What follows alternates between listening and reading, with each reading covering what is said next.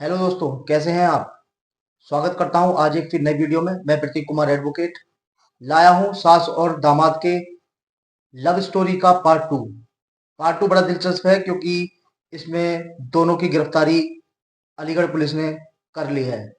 चलिए दोस्तों, शुरुआत करते हैं इस पहली वीडियो से।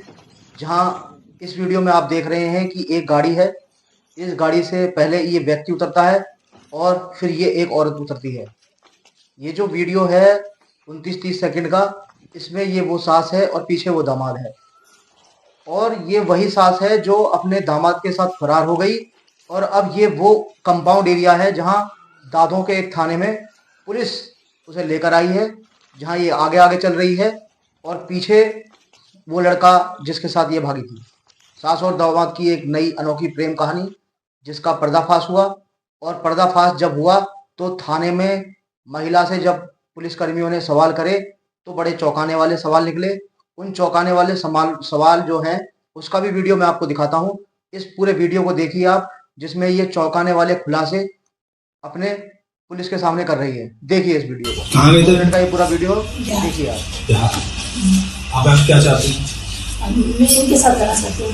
शादी की है क्या? ऐसे चले गए थे। अभी शादी वगैरह नहीं की। बिहार में कौन सी जगह? बिहार में ऐसा कौन सी जगह? सही। बिहार नेपाल में।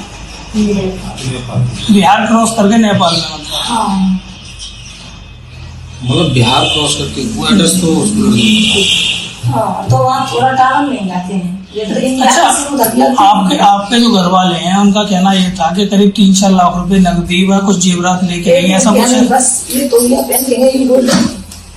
ये वैसे ही मंगलसूत्र है। जैसे यहाँ से उतरी वैसे यहाँ आ गई। मतलब आरोप झूठा लगा रहे हैं। हाँ, मैं मवेशियाँ पालती हूँ, भैंसिया। 3.5 लाख रुपए औरत का क्या नहीं होता है।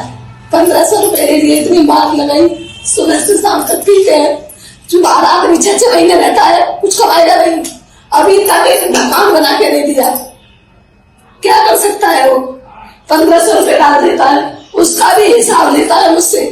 कहाँ कर दिए, कहाँ है, कैसे? अब जो सुनो, आप जो हमको फिर बोला कैसे ये मेरे पास नहीं करती है। जब उन्होंने मुझे आरोप गंभीर गंदा लगाया तो उन्होंने एक बार ये नहीं सोचा कि धमाके से ऐसी गंदी हरकत क्यों करेगी। फिर भी बोलता है कि तू उसके साथ भग जा, ऐसी है। मैं बोली सही में बात नहीं करूँगी, बात तो नहीं करेंगे। अच्छा, उनके द्वारा जो आरोप लगाए उसी से आप तंग होकर मतलब ये कदम उठाया आपने? अब जो मेरी जिंदगी में आ रहा है भैया, मेरा वही पति है ना, क्या है सोचते। तो दोस्तों, जैसे कि आपने देखी ये 2 वीडियो, इन 2 वीडियो में आप देख रहे हैं सास बहू, और सास का फिर पुलिस के पकड़े जाने के बाद जो क्वेश्चनिंग करी है उसमें सारी प्रेम कहानियों की सिर्फ एक ही कथा निकल आती है। जहां मैरिटल एक्स्ट्रा अफेयर निकल जाते हैं, वहां सिर्फ एक ही बात ये निकल कर आती है कि मैं वहां परेशान थी। पुलिस वाले ने पूछता है कि आप कहाँ गए थे, तो बताती है बिहार। फिर जब बात आती है कि आपने क्या क्या वहां से सामान लेके गए, तो बताती है 200 रुपए लेके जाती हूँ और बाकी मैं अपना एक मंगलसूत्र। लेकिन इससे पहले जो वीडियो मैंने बनाई थी उसमें आपने देखा था उसकी बेटी का इंटरव्यू, जिसमें वो बता रही थी कि जेवर और नकदी लेकर जो शादी में लगनी थी वो सब लेके गई। लेकिन अब जब सास पकड़ी गई है तो सास की पकड़े जाने के बाद जो जिस तरह से पुलिस वालों ने सवाल किए, उस सवाल में सिर्फ एक ही बात ये निकल कर आती है कि या तो बेटी झूठ बोल रही है या फिर ये सास झूठ बोल रही है। अब कौन झूठ बोल रहा है, कौन सच कर रहा है, इसका विश्लेषण तो इन्वेस्टिगेशन का पार्ट है। लेकिन अगर महिला कुछ लेकर नहीं गई घर पे तो इसका मतलब उसकी बेटी झूठ बोल रही है, और अगर महिला कुछ लेकर गई है तो उसका मतलब यह है कि उसकी बेटी सच बोल रही है। लेकिन जब इस कहानी का पर्दाफाश, जब जिस तरह से पुलिस ने क्वेश्चनिंग करी है, तो उसमें सिर्फ एक ही कहानी घिसी पिटी, सारी कहानी एक ही घिसी पिटी निकल कर आती है औरतों की कि मैं वहां परेशान थी, मुझे खर्चे के लिए पैसे नहीं मिलते, मेरा पति मुझे मारता पीटता था। लेकिन मेरी बात ये एक समझ में नहीं आ रही है, ऑडियंस को भी ये बात समझ में आनी चाहिए कि इतने साल क्यों लग गए। जब पति पहले ही परेशान करता था या पति के साथ आप खुश नहीं थे, तो इतना समय क्यों लगाया कि बेटी का रिश्ता तय करेंगे, रिश्ता तय करने के बाद जो उसका होने वाला दामाद होगा, हम उसके साथ प्रेम प्रसंग चलाएंगे और उसके बाद फिर फरारी काटेंगे। इतना लंबा समय क्यों करा? हालांकि जब आपने लड़की की इंटरव्यू देखा होगा तो लड़की का भी आपने जब चेहरा वहां देखा होगा तो लगभग वो लड़की 20 साल से ऊपर की लग रही है। तो क्या एक सास को 20 साल, शादी के 20 साल बाद भी इस बात का इंतजार करना पड़ा कि मैं जो है शादी करूंगी और इस तरह से कि जब मैं अपनी बेटी की रिश्ता तय कर दूंगी तो होने वाले दामाद के साथ फरार हो जाऊंगी।